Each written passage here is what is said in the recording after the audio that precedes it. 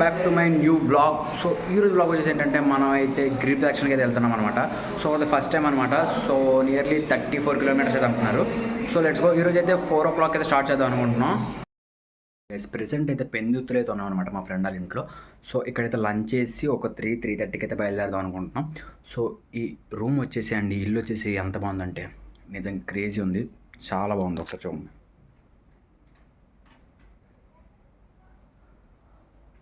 And so hi guys, final అయితే food తినేసి అయితే రెడీ అయితే అయిపోయాం. So let's go. ఇప్పుడైతే మనకి గిరి ప్రదక్షిణ స్టార్ట్ చేయబోతున్నాం.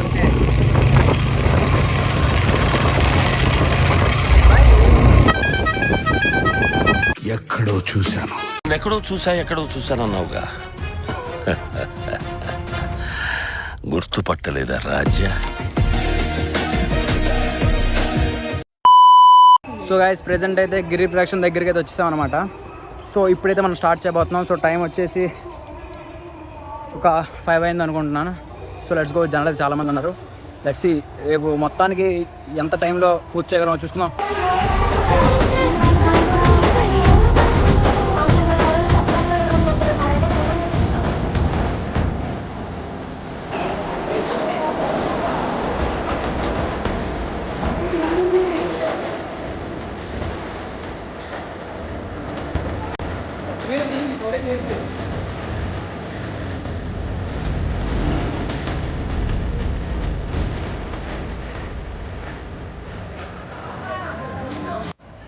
సో గైస్, ప్రెజెంట్ అయితే మన ఎంవిపి కాలనీలో ఉన్నాం అనమాట. సో ప్రెజెంట్ ఎన్ని కిలోమీటర్స్ నడిచాం? ఒక సగం డిస్టెన్స్ అయితే కవర్ చేసాం, ఇంకా సగం డిస్టెన్స్ అయితే ఉంది. సో ఇప్పుడే అయితే ఫుడ్ అయితే తిన్నాను అనమాట. సో అదైతే చాలా వర్స్ట్గా ఉంది. సో నెక్స్ట్ ఇంకా సగం డిస్టెన్స్ అయితే ఉందన్నమాట. So let's go. గైస్, గిరి ప్రదక్షిణం అయితే కంప్లీట్ చేసేసాం. సో నేను మార్నింగ్ కంప్లీట్ అయ్యేసరికి ఒక 7:30, 7:45 అలా టైం అయిందనమాట. సో మనం అనుకున్నంత ఈజీ అయితే ఉండదు.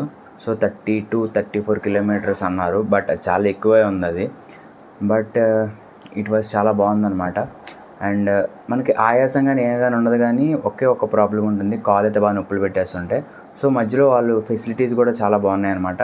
అంటే కాళ్ళుకి స్ప్రేస్, ఇంకా ఆయింట్మెంట్స్ అలాంటివి ఇస్తున్నారు. అండ్ బట్ ఇంకా ఫుడ్ కూడా ప్రొవైడ్ చేస్తున్నారు వాళ్ళే. ఇట్ వాజ్ ఏ గుడ్ అనమాట.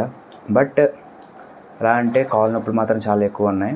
అన్నిటిస్ దగ్గరికి వచ్చారు కదా, ఏమైందంటే అది అంతా హైవే మొత్తం బెడ్ లాగా అయిపోయింది. మొత్తం అంతా అందరూ అక్కడే పడుకుని పోతున్నారు.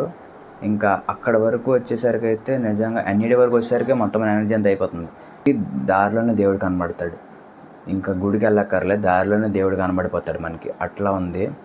మన ఛానల్ అయితే సబ్స్క్రైబ్ చేసి పెట్టుకోండి. నెక్స్ట్ వచ్చే వీడియోస్లో మళ్ళీ కలుద్దాం.